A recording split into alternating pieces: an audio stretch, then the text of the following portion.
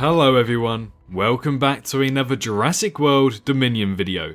My name is Swerve, and today's Jurassic World Dominion video we are going to be breaking down the Jurassic World Dominion Prologue in 0.25% speed. Yes, I actually sat through that and watched it multiple times at 0.25% speed. Yeah, I'm a little bit of a madman on this channel, but we found some really cool interesting details as well throughout it, so I guess it's not all for waste, right? But of course it won't be for waste because you guys are incredible. Today is the day that we hit 100,000 subscribers, which does get me a little bit emotional, I can't lie, but I'm so incredibly thankful for all of the support you've given me this year. And if you are brand new to this channel, do consider also subscribing because the next target is 200k by the end of 2022. And with Dominion, Season 4, Season 5, and maybe even another Jurassic World game and even a Camp Cretaceous game happening in 2022, it's safe to say this is definitely the channel you want to be at. But for today's video, what details did I find in the prologue watching it at 0.25% speed? The prologue begins with a few shots of the Cretaceous period, which is then followed by a very detailed shot of some sauropod legs. Look closely and you can notice that when the bug lands on the sauropod's leg, the muscle twitches in the same way animals of our time would do to nudge the bug off the skin. We also see a great amount of detail when this behemoth of a beast steps onto the ground. The pressure is so great that it forces the water to move away from the center of the foot. The mud also lifts and drops from the foot once it's been lifted from the ground. That shot is then followed up with the sounds of a Brachiosaurus.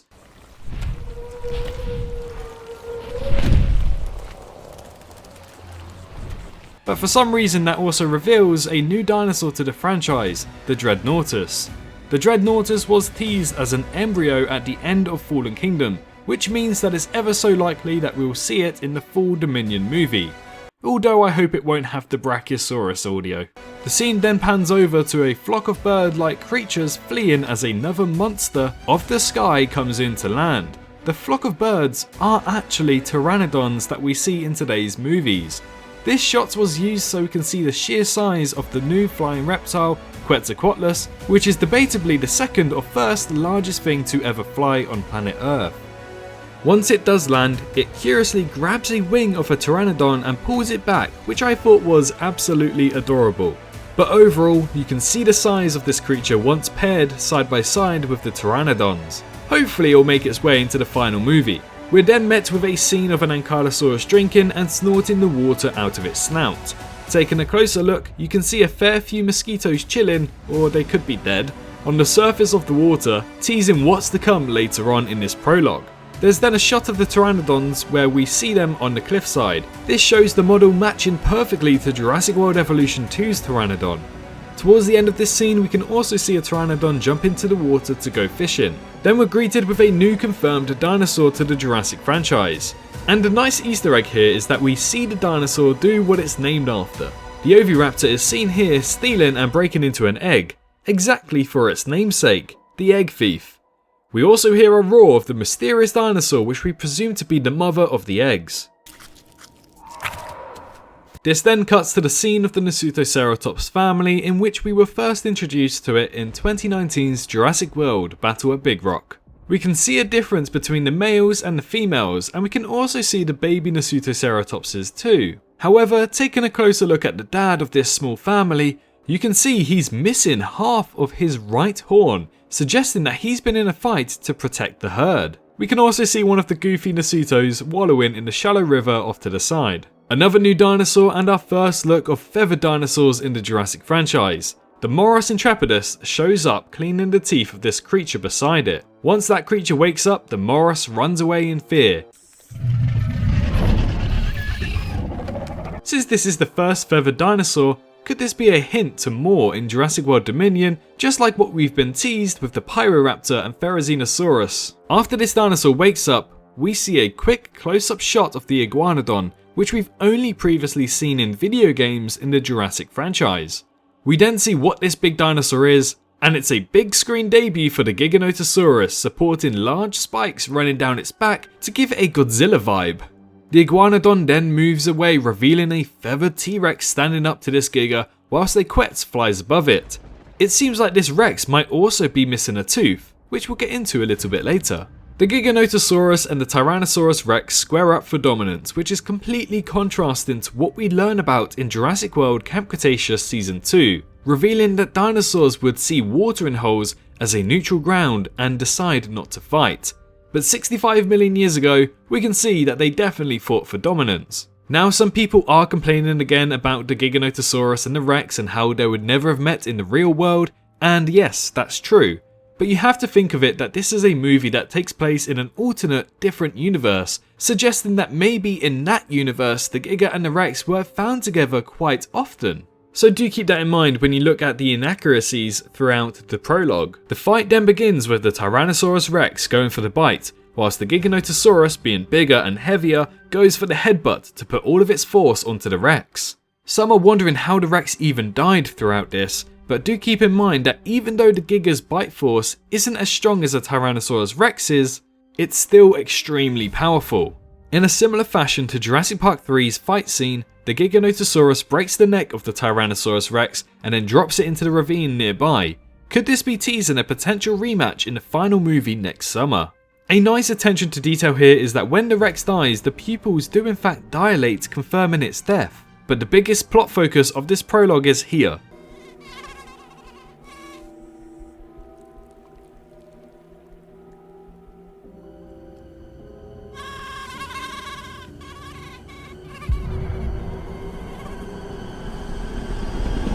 The mosquito lands on the Rex and sucks its blood whilst it then flies away.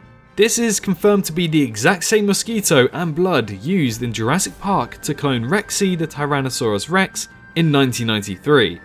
And we then see her all of a sudden in a jump cut to the present day. The present day era jumps to a shot of the Department of Fish and Wildlife, found in the Jurassic World Evolution 2 video game, chasing the Tyrannosaurus Rex. What I like about this scene is that it's a continuation of the Jurassic World motion comics, which we got released on the Jurassic World YouTube channel, which are confirmed to be canon. And in one of the episodes of the motion comics, we can see that Rexy is running away from a helicopter into a forest, a very similar way the prologue begins its modern era story. The scene then turns to a drive-through cinema with people in their everyday world. This scene also shows off Colin Trevorrow's son, the director of Jurassic World and Dominion, as he looks towards Rexy in fear. Interestingly, his son is also seen in 2015's Jurassic World riding one of the baby Triceratopses. The Rex is then seen walking through the outdoor cinema, not seeming too bothered trying to hunt the guests. Which makes me assume that Rexy just wants to live her remaining days, not being hunted down by helicopters in this brand new world. Chaos then unfolds as people try to run away, get hit by cars, and survive the Rex walking through the cinema. The next shot actually has 2 Easter eggs. This shot contains Rexy herself roaring whilst everyone panics. This shot is a reference to her breakout scene in 1993 and also contains a really cool Easter egg. This cool Easter egg regards her tooth. Zooming in on her teeth, you can see she has one missing, similar to what we saw 65 million years ago. However, this is a choice they've always stuck with the recent Jurassic World movies for Rexy, but with no definitive answer. However, thanks to Clayton, we now have an answer to this. Back in 1993's Jurassic Park, when Lex and Tim are pushing back against the Rex whilst it bites down on the sun shield of the car, if you pay close attention, you can actually see that the shield pushes back on the animatronic's tooth, snapping it clean off. This was later confirmed by Joseph Mazzello, who played Tim Murphy, that when that happened it took them ages to get the tooth back in, but ultimately decided to leave it out, and thus started the continuation of Rexy's missing tooth. It's nice to see that they continue with that in 2021 and 2022. Going back to the prologue, we can see that the Department of Fish and Wildlife shoot towards Rexy and missing her just for the dart to hit the windshield of the car, which actually was one of the first photos we received from Colin Trevorrow from official behind the scenes photos of Jurassic World Dominion early last year. After that, we see the shot of the Rex walking away and planting her foot into the ground. When I saw this in the cinemas 5 months ago, this was where the prologue ended, and then we were met with a teaser trailer of dinosaurs such as the Allosaurus, Gallimimus and Mosasaurus coexisting with humans. But this was not shown. and instead was an extended shot explaining that the Rex got away and that she can't run forever. I assume this means they're tracking and hunting the Rex to bring her to safety, the same way that we see in Jurassic World Evolution 2's campaign mode. The new title card is also shot with a brand new score by Michael Giacchino and also has a very similar vibe to the Lost World title card. And then, it's confirmed that the story will be continued in the summer of 2022. Now, I tried to keep that as brief as I could, but after watching it over and over again at 0.25 speed, it was very difficult to keep up with things that I may have missed. So if I did miss something and maybe you guys didn't spot it, feel free to let me know in the comment section down below. But thank you so much for watching today's video. If you enjoyed, do consider supporting me by pressing that subscribe button and like button. And if you wish to support me further, you can check out other links in the description down below. But most importantly, and all I ask for, is that you guys stay safe out there, and I can't wait to see you all in the next one. Bye bye. Hello, hi, you, did you enjoy the video? Just a little reminder to press that like button and also subscribe. I just want to thank my Patreons for this month on screen right here, as giving me that little extra support really does go a long way. But anyways, I hope you guys have an amazing rest of your day.